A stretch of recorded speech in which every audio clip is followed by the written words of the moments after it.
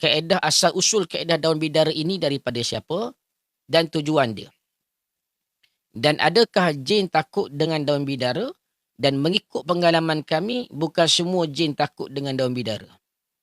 Ada yang jin yang dirasuk, kita saja bagi pegang daun bidara. Dia cakap, aku tak takut pun daun ni.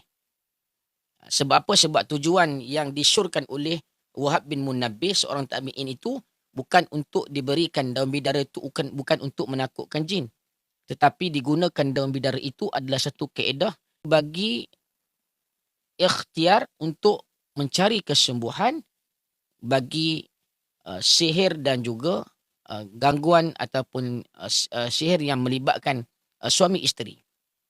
Bukannya berkaitan dengan sebenarnya kita guna daun bidara itu untuk takutkan jin. Sebab itu perkataan-perkataan sebegini perlu difahami dan perlu diawasilah oleh setiap perawat ini supaya dia tak overclaim. Tambah-tambah lagi mereka itu ada produk dan sebagainya. Tidak salah sebenarnya, tidak salah untuk kita syorkan kepada pesakit produk-produk yang boleh kita syorkan seperti minyak bidara, sabun bidara, shampoo bidara dan sebagainya, ataupun yang berkaitan dengan rawatan ini. Tidak ada masalah sebenarnya, tetapi perlu kita kontrol ataupun kita kawal klaim kita itu ya, supaya kita tidak terlebih overclaim di dalam memperkenalkan produk kita itu. Sebab apa? Sebab terdapat dalil hadis yang apabila kita menjual satu produk yang kita claim itu melebihi daripada kadar yang sepatutnya, ataupun kita ada melakukan penipuan di dalam jual beli. Jadi perkara ini sangat pentinglah untuk kita faham supaya kita tidak terjerumus di dalam perkara-perkara yang melibatkan perkara-perkara yang gaib ini. Sebagai contoh, dibawakan hujah tentang kayu koka.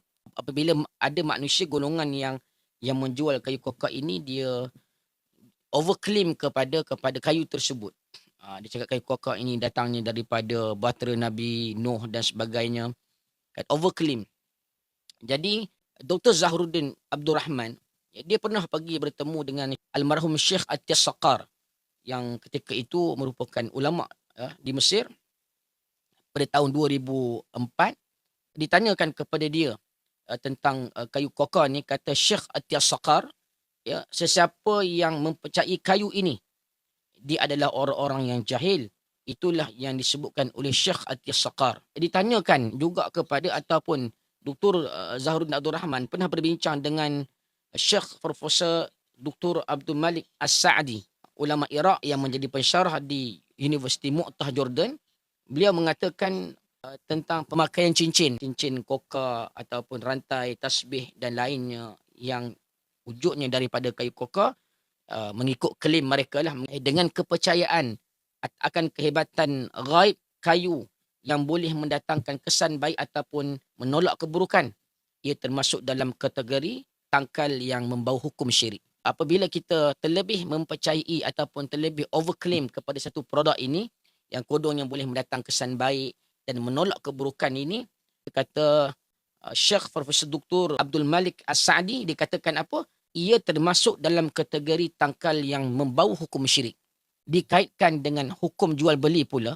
Apabila penjual kayu ini kerap mewawarkan kuasa gaib kayu, menurut hukum syariah, hal sebegini adalah haram tanpa syak lagi kerana berfungsi seperti bomoh yang meramal hal ehwal gaib. Sebab itu kenapa satu perkara itu kita tak boleh overclaim, cakap terlalu wow tentang satu produk itu, sebab dia mesti cakap betul apa kesan dia mengikut kajian-kajian yang telah dibuat. Bukannya dia main claim saja, oh ini wow hebat produk ni dan sebagainya. Lebih-lebih lagi yang berkaitan dengan kuasa gaib yang boleh menolak keburukan ataupun mendatangkan kesan baik.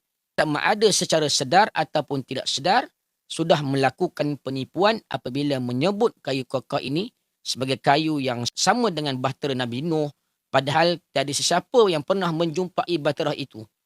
Sebarang dakwaan kosong tidak boleh dipakai demi meyakinkan pembeli akan kehebatannya. Ini salah satu perkara yang sangat penting.